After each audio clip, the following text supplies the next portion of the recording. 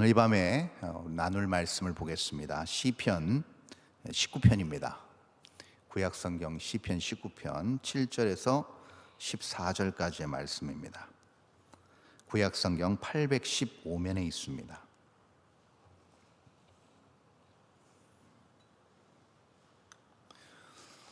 제가 7절에서 13절까지 읽고요, 마지막 14절은 합독해서 봉독하도록 하겠습니다.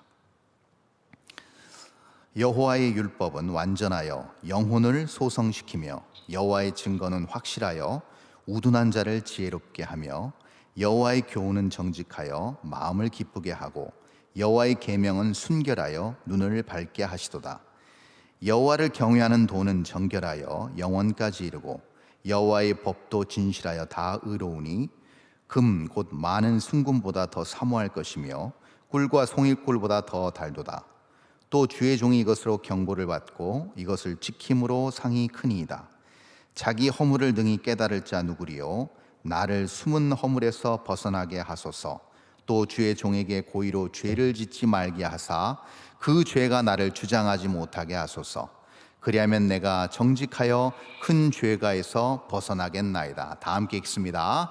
나의 반석이시요 나의 구속자이신 여호와여, 내 입의 말과 마음의 묵상이 주님 앞에 연락되기를 원하나이다. 아멘. 인간이 죄를 짓고 타락하게 되면서 가장 큰 손실, 또 영적인 부분, 또 모든 인생사에서 겪는 큰 손상이 무엇일까라고 우리가 생각해 봤을 때 그것은 무엇인가 하면요, 그것은 바로 완전함을 상실했다는 겁니다. 본래 하나님의 형상으로 지음받은 인간, 또 만물의 영장으로 하나님의 뜻과 또 하나님의 귀하신 계획을 이루는 일에 복을 받고 또 그것을 또 경영해 나가고 또 하나님의 뜻을 이 땅에 드러내기 위하여 여러 일들을 감당할 수 있는 지혜와 능력을 받은 사람이 죄로 인해서 타락된 이후에 놓친 것이 있다고 한다면 그 완전성입니다. 하나님의 형상에 대한 어그러짐, 하나님의 형상이 왜곡된 현상으로 나타나는 그런 안타깝고 애석한 모습, 그리고 그것을 벗어나고 그것을 어떻게든 채워보려고 하는 그런 몸부림의 연속이라고 할 수 있을 것입니다. 그래서 사람은요, 본능적으로 완전함을 추구합니다. 완벽함을 추구합니다. 그래서 여러분, 건강한 사람도 나름 건강을 잘 유지하고 더욱더 건강해지기 위해서 애를 씁니다. 충분히 건강합니다. 불편함 없습니다. 그럼에도 불구하고 조금 더 건강을 보충하기 위해서 애를 씁니다. 마찬가지입니다. 재물도 마찬가지입니다. 충분히 부자입니다. 넉넉합니다. 결핍이 없습니다. 다 풍족합니다. 그럼에도 불구하고 여전히 많은 것을 모으려고 애씁니다. 그리고 여러 창고와 곳간들을 만들어 놓고 그득그득 채워 놓습니다. 결국 하나님이 불러가시면 다 쓰지도 못할 것 계속해서 사람들은 축적해 나가기만을 반복합니다. 왜 그럴까요? 바로 완벽함을 추구한, 완전함을 추구하고자 하는 인간의 본능이라고 할 수 있을 것입니다. 여러분, 그 젊은 여자 청년들 보십시오. 누가 봐도 예쁩니다. 아리따운 여자 청년들이 있음에도 불구하고 그들이 어떻게 합니까? 코가 마음에 안 든다든지, 왜 내 입은 이렇게 생겼을까 하면서 눈에 또 칼을 대기 시작하고 이렇게 한다는 거예요. 누가 봐도 이쁜데. 왜요? 완벽을 추구하는 겁니다. 이게 사람의 본능입니다. 어쩔 수 없습니다. 왜냐하면 그것이 우리의 자화상이고 결국 우리가 처한 현실이기 때문에 이것을 본능적으로 극복하려는 노력이 우리 안에서 어쩔 수 없이 있을 수밖에 없다는 것이죠. 그러면 완벽은 무엇인가? 완전함은 무엇인가? 이것에 대해서 우리가 조금 살펴볼 필요가 있습니다. 우리의 삶은 그러면 여전히 죄악 가운데 떨어져 있어서 완전함을 추구할 수 없는 지경이 돼버린 것인가? 그것이 불가능한 것인가? 이것을 우리가 한번 살펴볼 필요가 있는데요, 여러분, 완전함이 무엇인가 하면 바로 이 컵에 담겨져 있는 물을 보면 우리가 알 수 있을 것입니다. 자, 여러분 보십시오. 지금 이 컵 안에 물이 담겨져 있습니다. 이 컵이 지금 불안정해 보이십니까? 안정돼 보이십니까? 안정돼 보이죠. 그렇죠? 왜 그럴까요? 자, 만약에 여기 지금 이 컵에 담을 수 있는 부피와 분량이 있습니다. 그런데 이 부피보다 많은 물을 쏟아부으면 어떻게 될까요? 완전해집니까? 아니면 불안전해집니까? 불안전해지죠. 그렇죠? 컵이 충분히 그 물의 양, 즉 물의 부피를 담아낼 수 있을 만큼 넉넉한 부피를, 그 용량을 가지고 있어야 이 컵은 완전해지는 겁니다. 물에 비해 상대적으로 안정적이 될 수 있는 것이죠. 그러므로 무엇인가 완전하다 할 때 그것은 무엇인가 하면 충분히 담을 수 있는 안정성을 유지하는 것이라고 할 수 있습니다. 그래서 여러분, 매번 재물을 쌓아놔도 불안해하고, 건강을 계속 유지하려고 해도 불안해하고, 수많은 사건, 사고와 변화무쌍한 세상 속에서 살아감에 있어서 매번 불안함과 염려와 근심과 걱정이 떠나지 않는 반면에, 여러분, 그 누구도, 저를 포함해서 여기 계신 모든 분들이 내일 해가 뜨지 않을까, 이 세상에 있는 공기와 산소가 전부 다 사라지지 않을까 걱정하는 분은 안 계십니다. 왜요? 바로 이 원리 때문에 그렇습니다. 모든 지구촌을 다 감싸고 아우르는 이 따스한 햇빛과 이 공기가 모든 지구촌에 사는 모든 생태계를 안정적으로 붙잡아 줄 수 있는 충분한 능력을 제공해 주기 때문에 그렇습니다. 그렇기 때문에 안정적입니다. 그러니 걱정하는 사람은 없습니다. 내일 해가 안 뜨면 어떡하지? 내일 우리가 들이마시는 산소가 싹 사라져버리면 나는 어떻게 살지? 걱정하는 분 한 분도 없습니다. 그만큼 우리에게 주어진, 또 하나님이 창조하신 이 자연, 이 천지 만물이 그만큼 안정되게 우리를 붙들어주기 때문입니다. 왜 우리가 이렇게 확신할 수밖에 없는가? 왜 여기에 대해서 불안감이 없는가? 햇볕과 공기에 대한 불안감이 없는 이유가 바로 오늘 본문 첫 절에 나타나 있습니다. 우리 본문 첫 절 7절 한번 보겠습니다. 이렇게 나타나 있죠? 이렇게 기록되어 있습니다. 뭐라고 기록되어 있냐면, 자, 7절 한번 다 함께 한번 읽어볼까요? 자, 시작. 여호와의 율법은 완전하여 영혼을 소성시키며 여호와의 증거는 확실하여 우둔한 자를 지혜롭게 하며, 이렇게 나타나 있습니다. 자, 여기서 뭐라고 기록하고 있습니까? 여호와의 율법은 완전하다. 그리고 여호와의 증거는 확실하다. 자, 우리가 내일 해가 뜰까? 내일 공기가 사라지지 않을까? 염려하지 않는 이유가 무엇인가 하면요, 그것은 저기 7절에 나타난 그대로입니다. 완전하고 확실하기 때문입니다. 땅이 갈라질 수도 있습니다. 화산이 터질 수도 있습니다. 멀쩡하게 내가 길을 가다가 위에서 뭐가 떨어져서 다칠 수도 있습니다. 그러나 내일 해가 뜨지 않을까, 이 땅의 공기가 다 사라지지 않을까를 염려하지 않는 이유가 무엇일까요? 이 지구가 창조된 이후로 지금까지 단 한 번도 태양은 안 떠오른 적이 없었기 때문이고, 이 땅의 모든 산소와 공기는 한 번도 사라져 본 적이 없기 때문에 그렇습니다.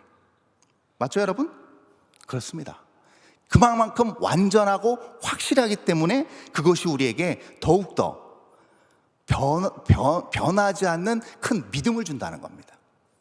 이것이 매우 중요하다는 것이죠. 그러면 이 완전하고 확실한 것은 어떤 결과를 가져다 주는가?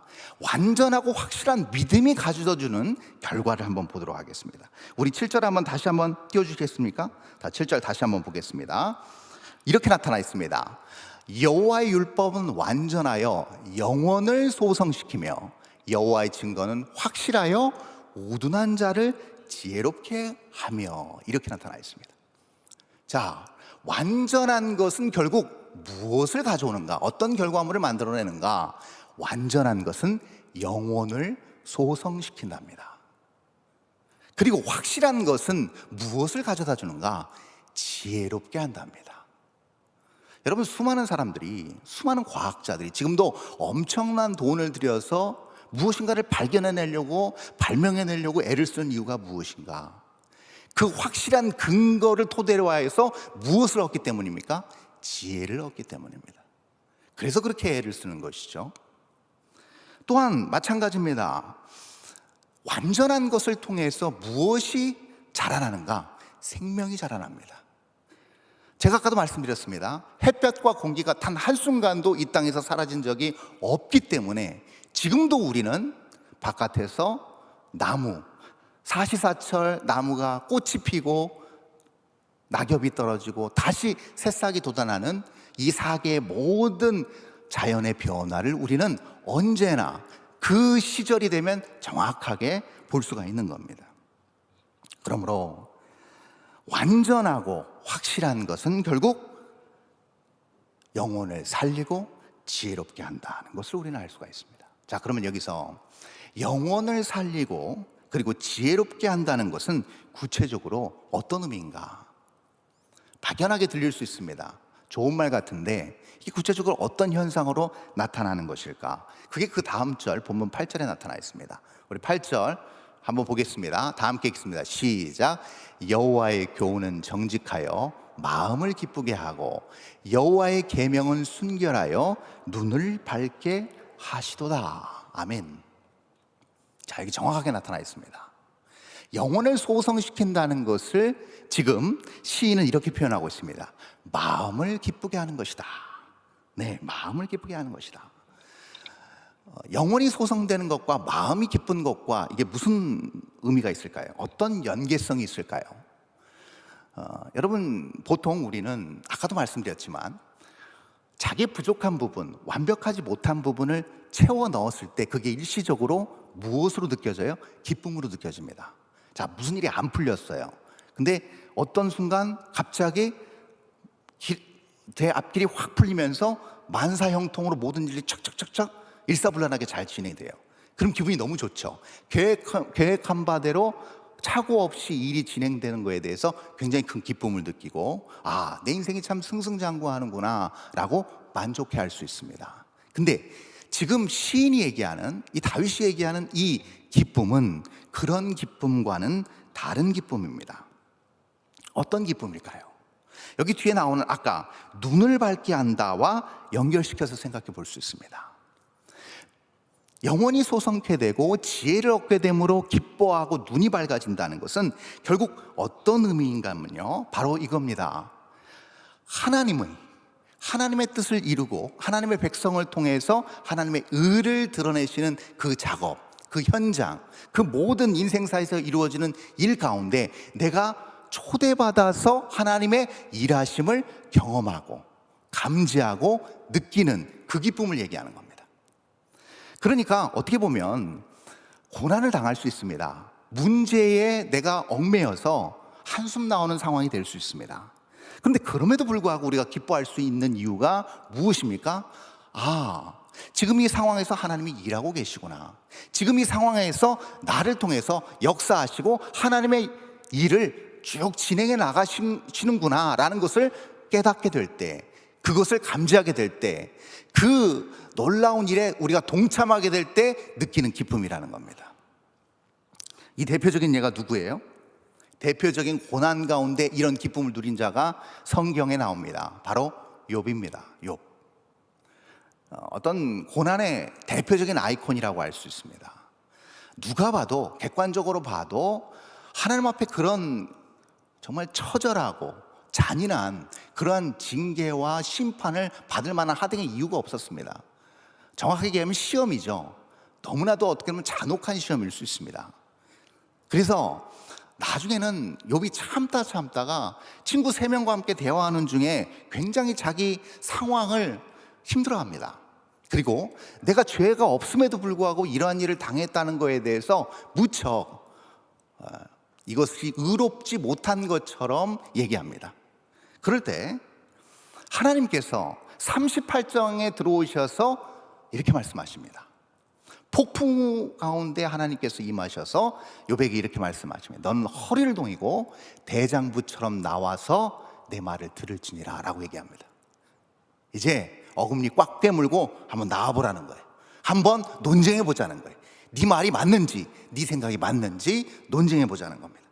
그러면서 뭐라고 얘기하시냐면 이렇게 물음을 던지십니다. 질문을 던지시는데 첫 번째 질문이 이렇게 시작합니다. 내가 땅에 기초를 놓았을 때 너는 어디 있었느냐로 시작합니다. 어디 있었어요, 욥이? 모르죠. 네가 땅의 기초를 놓는 것을 네가 아느냐? 어떻게 그것이 생성되었는지 너는 알고 있느냐? 할 수 있느냐? 그러면서 여러 질문을 계속 던집니다. 뭐 메뚜기의 뒷다리를 힘을 네가 주었느냐? 말의 갈기가 그렇게 생기도록 네가 만들었느냐? 하면서 쭉 나열하십니다. 다 질문 형식입니다. 그랬을 때 그 수많은 질문 앞에서 욥은 묵묵부답이었습니다. 전혀 대답할 수가 없었습니다. 왜요? 그는 할 수도 없었고 알 수도 없었기 때문입니다. 그리고 나서 욥이 결론적으로 이렇게 대답합니다. 42장 5절 6절입니다. 한번 볼까요? 이렇게 대답합니다. 내가 주께 대하여 귀로 듣기만 하였사오나 이제는 눈으로 주를 배움나이다. 6절이요? 그러므로 내가 스스로 거두어드리고 티끌과 제 가운데에서 회개하나이다. 이렇게 욥이 고백합니다. 이게 무슨 현상일까요? 좀 의아한 욥의 반응이라고 할 수 있습니다. 여기서 거두어드린다라는 표현을 욥이 씁니다. 이 거두어드린다는 표현, 이것은요 정확하게 말하면 돌이킨다는 겁니다. 자기의 생각을 바꾼다는 겁니다. 어떤 한 방향으로 자기가 나름 소신을 가지고 가고 있었는데 어떤 큰 사건, 큰 깨달음을 통해서 그가 그 길에서 돌이켰음은 그것을 거두어드린다는 표현으로 지금 욥이 설명하고 있는 겁니다. 그러면서 제 가운데 내가 회개합니다 라는 표현을 씁니다. 여러분, 영원히 소성되는 기쁨이 이것입니다. 하나님께서 이 질문을 무작위로 던지셨을 때 욥의 모든 상황과 그의 환경이 개선된 거 아무것도 없었습니다. 여전히 그는 모든 가족을 다 잃은 상태였고요, 그 많은 재산 다 날린 상태였고요, 기왓장으로 여전히 자기의 몸을 벅벅 긁고 있을 때였습니다. 근데 그 안에서 회개가 터져 나오면서 기쁨이 용솟으셨던 이유가 무엇일까요? 그것은 다른 게 아닙니다. 바로 영원히 소성되는 데 있어서 가장 방해되는 요소가 제거되었기 때문입니다. 그것이 무엇인가? 바로 죄라는 거죠. 영원히 소성되는 기쁨, 결국 무엇과 연관되어 있는가? 죄가 소멸되어질 때 영원히 소성게 됩니다. 그리고 거기서 자연스럽게 따라오는 감정, 측량할 수 없는 북받치는 감정의 격동이 무엇인가? 바로 기쁨이라는 겁니다. 그래서 우리가 놓치지 않아야 될 것이 있습니다. 그것은 무엇인가? 우리의 바람, 우리의 환경, 우리가 그토록 원하는 것이 성취되어서 우리가 기뻐한다? 여러분, 그것은요 기쁠 수 있지만 성경적 관점에서 보면 가짜 기쁨입니다. 진짜 기쁨은 무엇인가? 아까도 말씀드렸지만 우리의 죄된 교만과 이 본성이 다 소멸되는 것입니다. 그리고 원래의 하나님의 임하고 대의, 즉 하나님의 형상을 회복하는 기쁨입니다. 이 기쁨은요 이 세상의 어떤 기쁨과 만족과 비견할 수 없는 기쁨입니다. 이 기쁨을 지금 욥이 누리고 있는 것이죠. 여러분, 그랬더니 욥이 거두어드린다는 표현을 씁니다. 하나님 앞에서 자기가 잘못 생각하고 있었다는 것을 깨달은 거예요. 그리고 자기 생각을 다 주워 담아서 하나님의 뜻으로 돌이키는 작업을 시작합니다. 이와 비슷한 장면이 어디 나오는가? 누가복음 5장에 나타납니다. 밤이 새도록 그물질했는데 한 마리도 못 낚았습니다. 깊은 곳에 그물을 던지라. 그물이 찢어질 만큼 엄청난 고기를 낚았습니다. 그리고 나서 베드로의 반응이 어땠는가? 무트로 배를 대고 그 존귀하신 예수님의 무릎 앞에 턱 엎드려서 하는 말, 주여 나를 떠나소서, 나는 뭐다? 죄인이로소이다 라고 고백합니다. 왜 그럴까요? 그는 완전함을 본 겁니다. 갈릴리 바다에서 잔뼈가 굵은 직업이 어부입니다. 나서부터 어디에 물고기가 많이 잡히고 물고기의 어떤 모든 생태계의 모든 상황을 다 훤히 꿰뚫어 보고 있는 그 베드로가 깊은 곳에 가서 그물을 던지는 그 한마디의 그물을 던졌다. 이거 무슨 말일까요? 여러분, 베드로는 알았습니다.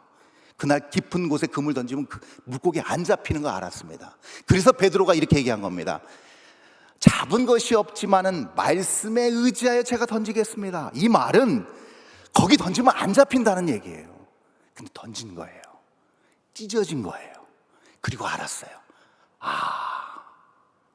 나의 부족함이 보이고 나의 허물이 완전한 진리와 완벽한 분 앞에 점점점 다가갈수록 자기의 추하고 더러운 허물과 죄가 보이기 시작한 겁니다. 그랬더니 어떻게 돼요? 스스로를 죄인이라고 고백한 겁니다. 끝도 없이 셀 수 없는 넓은 이 지구촌 표면에 깔려있는 이 공기와 모든 지구 전역을 따뜻하게 환하게 밝혀주는 태양빛처럼 높고 넓고 깊은 이를 그는 마주한 겁니다. 그분을 대면하자 그는 꼬꾸라진 거예요.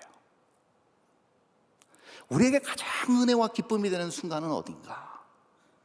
예배가 될 수 있고, 기도의 시간이 될 수 있고, 집회의 시간이 될 수 있고, 많은 어떤 영적인 은혜의 자리가 될 수 있습니다. 그러나 그 은혜의 자리가 정말 나의 기쁨을 충만하게 하는 자리가 되기 위해선 무엇이 필요한가? 내가, 죄인된 내가 완전하신, 확실하신 그분 앞에 정확히 홀로 설 때입니다. 그때 우리는 기쁨을 누립니다.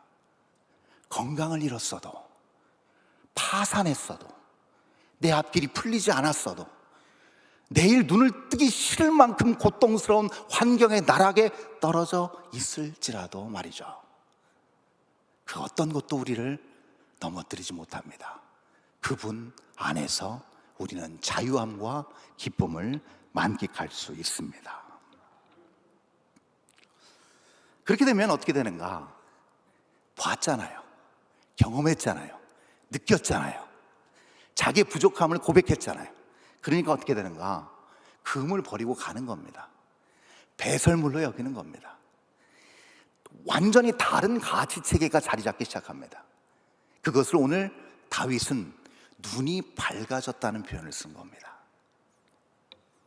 아주 중요한 표현이라고 할 수 있습니다. 모든 그리스도인들의 능력, 그리스도인들이 하나님의 뜻 안에서 온전히 의인으로 살아갈 수 있는 동력이 무엇인가? 바로 이겁니다. 영적인 지평입니다.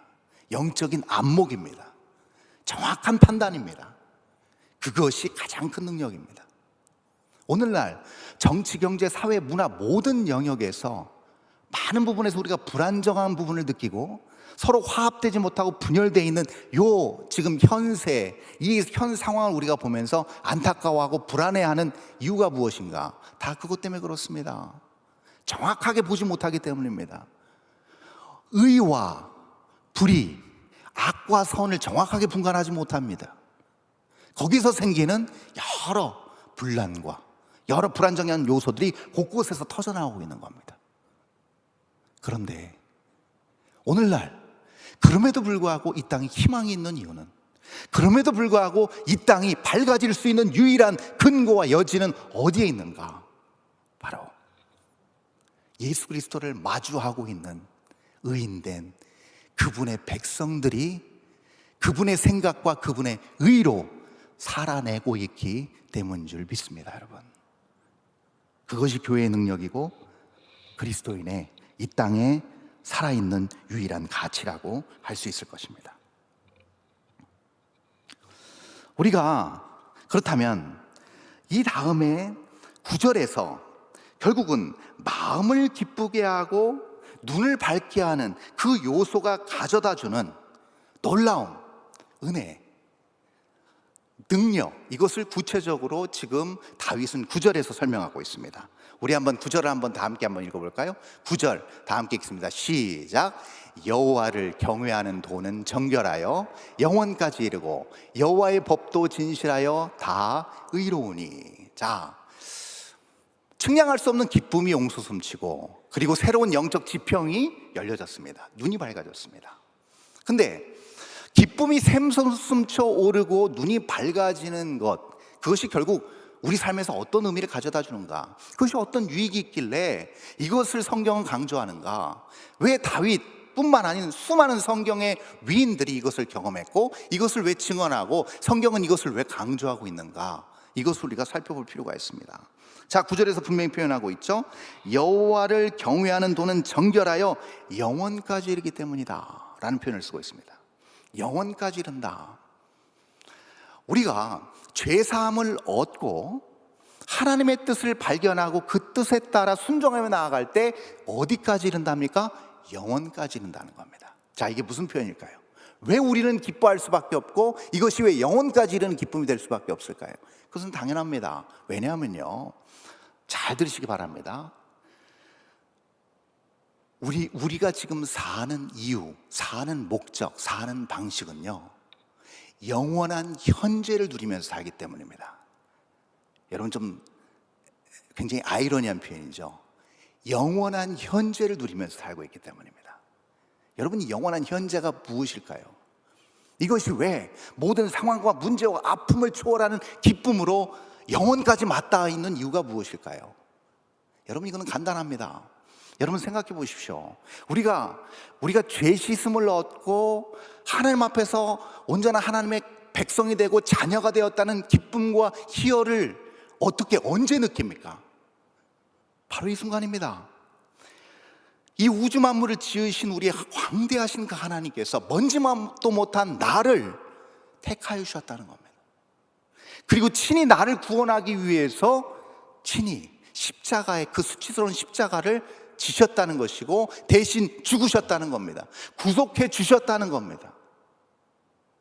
이것이 과거에 있었던 일입니다. 근데 이 과거에 있었던 일이 오늘날 여전히 강력하게 오늘 일어난 것처럼 은혜가 됩니다. 더 나아가서 이것은 영원까지 이어져서 어디까지 이어집니까? 천국까지 이어집니다. 그래서 여러분, 죄사함을 얻고 기쁨이 넘치는 왕성한 능동적인 은혜로운 신앙생활하는 모든 사람들은 어떤 것을 경험하게 되는가? 천국은 내가 죽으면 가는 곳, 내가 죽으면 상급받고 면류관 받아 쓰는 곳이 아닌 이 천국이 내 삶까지 밀고 들어오는 것을 경험합니다. 이것을 우리 예수님께서 산상수훈에서 뭐라고 하셨냐면, 심령이 가난한 자는 복이 있나니 천국이 그들의 것임이라고 표현하신 겁니다. 그래서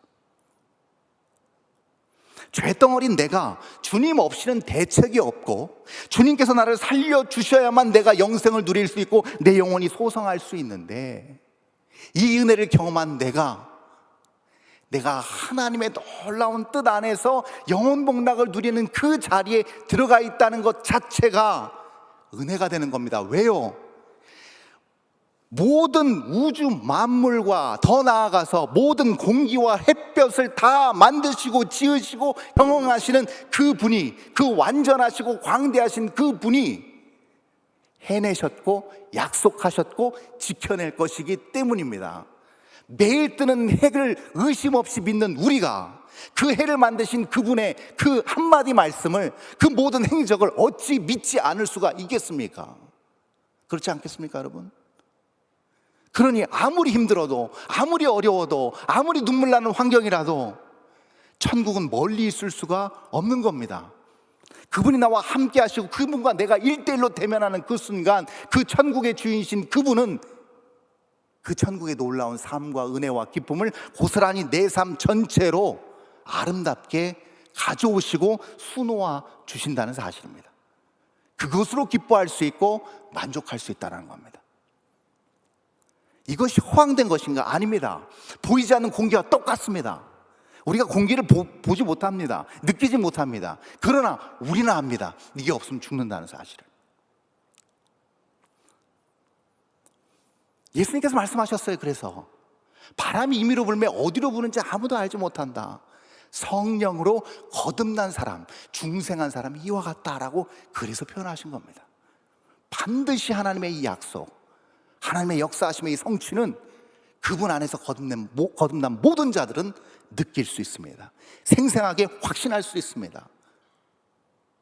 그분 안에서 모든 것을 믿고 인생을 송두리째 그분께 드릴 수 있는 것입니다.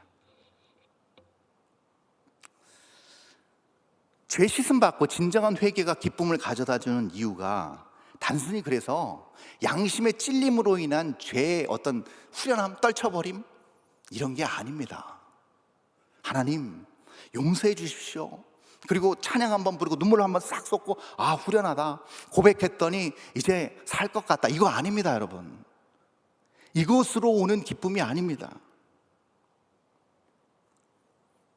영원한 그 약속이 변함없이 성취되는 그 반열에 내가 올라가 있다는 사실을 다시 한번 확인하는 작업입니다.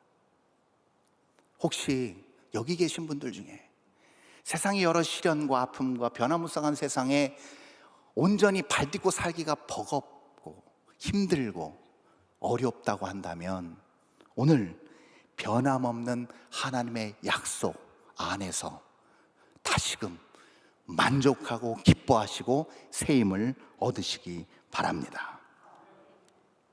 그럴 때 반드시 하나님께서는 약속해 주십니다. 9절의 이 뒷부분의 말씀처럼 다 그런 사람들을 의롭다 칭해 주십니다.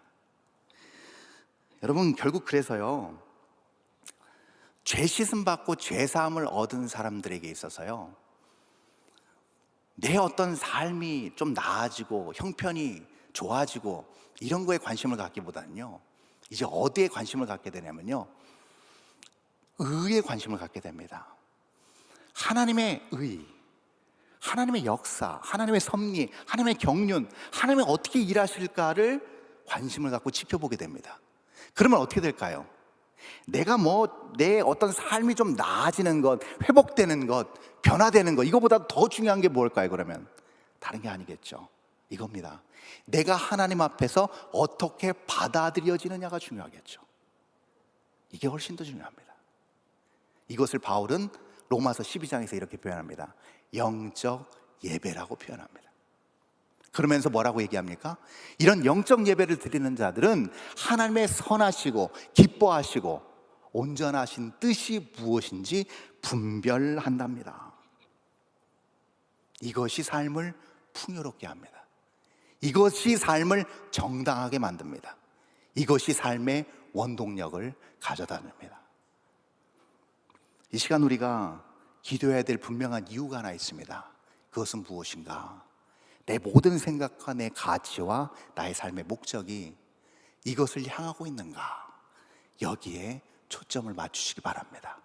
그럴 때 이 세상 그 어떤 것도 우리를 무너뜨리지 못하는 강력한 영적 파장이 생깁니다. 우리 삶에서 우리도 주체할 수 없는 거룩한 울림이 나옵니다. 그래서 우리가 조금만 하나님의 뜻과 의로 한순간 더 다가가는 순간 그 놀라운 영적인 스텝 앞에서 수많은 아름다운 울림과 파장을 통해서 세상은 굴복하게 됩니다.